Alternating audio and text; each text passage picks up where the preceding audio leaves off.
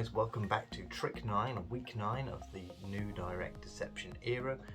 Today I'm going to be doing something a little bit different. I'm going to be performing an original trick of mine.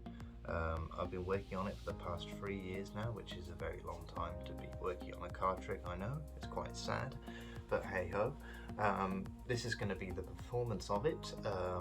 I do want to teach it in the future, but I'm going to try and release it in magic shops for people to buy, because I've spent a lot of time working on it and I really like it.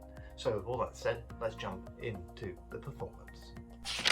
So this is going to be the performance of my original trick. So we're going to start off with this deck of cards here, and I'm going to start off by mentioning that I have a prediction in this envelope, and we'll get to that later on. So we don't need the card box, so we'll just get rid of that, and we're just going to be using this deck of cards here.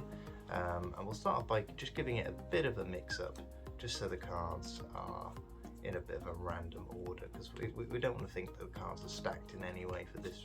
The order of the cards doesn't really matter, and we'll just give the cards a bit of a cut.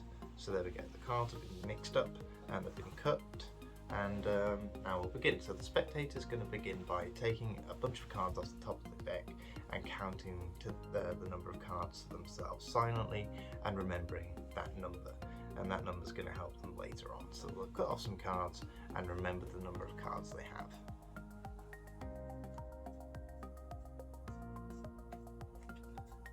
And once they've remembered the number they have, they'll keep them in their hands. We'll just pretend that the spectator's over there for now. And now I'm going to use some cards for myself. So that's 4, that's 9, 10. We'll use a few more. 12, 13, 14, 15, 16, 17, 18, 19, 20. Okay, so that should be enough cards. We'll just give you the rest of the deck for now. And actually no, I'll take the rest of the cards off you, we don't need them for now, we'll give you these. And what we're going to do is we're going to use these cards here to generate a random card for you to think of. So the way we're going to do this is using the number that you thought of earlier. So if you're thinking of the number 3, for example, you would deal down 1, 2, 3 cards, take a look at the cards you dealt down to, remember it, and then place the rest of the cards on top. Okay, so you can do that now with the number you are thinking of. Okay, so the spectator would do that.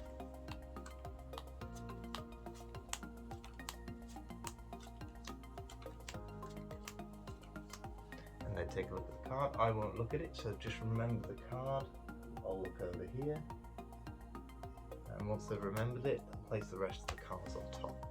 So the magician would turn them back around now, and obviously the card would be lost amongst these cards, and it would be pretty impossible for anyone, well, for me to know where the card is, let alone anyone else in the room. So we'll just cut that into the middle of the deck right now, make it virtually impossible for me to know where that card is in the deck.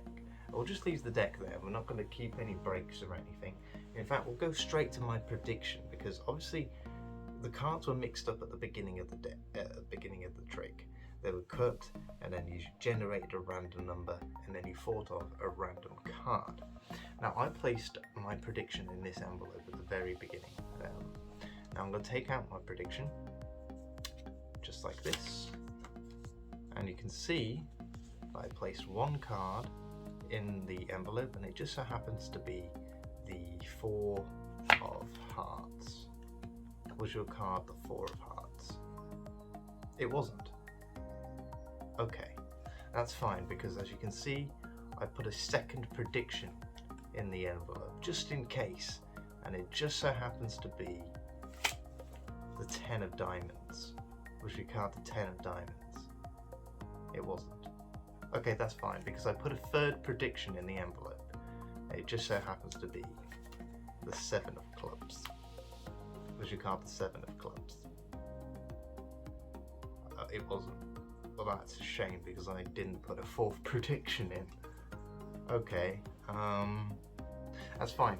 Maybe the cards I put in the envelope have some other meaning. So if we take the 7 and the 10 and the 4, and maybe we add them up, and that maybe will tell us where your card is in the deck. I know it's not telling us what your card is, but it might tell us where your card is in the deck. So if we add them up, that's 4 plus 10 is 14, plus 7 is 21. So I know it's a long shot, but we'll give it a go anyway. So 21, that's 1, 2, 3, 4, 5, 6, 7, 8, 9, 10, 11, 12, 13, 14, 15, 16, 17, 18, 19, 20. And the 21st card just so happens to be the Jack of Spades. Was that your card? It was. That's pretty impressive, right? Now, I'm sorry, but I did deceive you earlier on because I was pretending I didn't know what your card was, and this was a bit of a ruse because on the backs of these cards I wrote my predictions. I actually wrote J for Jack of Spades, the Jack of Spades. Now that's pretty cool. But the cooler thing is that you had no choice to choose other than the Jack of Spades because the rest of the deck is completely blank. And that's the trick. I hope you enjoyed. I'll see you in the outro. So guys, I hope you enjoyed the performance of that trick. I haven't actually given it a name yet, but it's one of my favourite tricks to perform at the minute, just because it looks like I get the trick wrong, and it looks like I'm like being cheeky by having 3 predictions and they're all wrong, and then it keeps getting worse, and then eventually it turns out I've been right the entire time. I just like those sorts of tricks. So yeah, I hope you enjoyed. So if you did, please make sure to like the video, subscribe to the channel if you haven't already, turn on the notification bell to get notified every time I upload. And with all that said, I'll see you in the next one. Goodbye.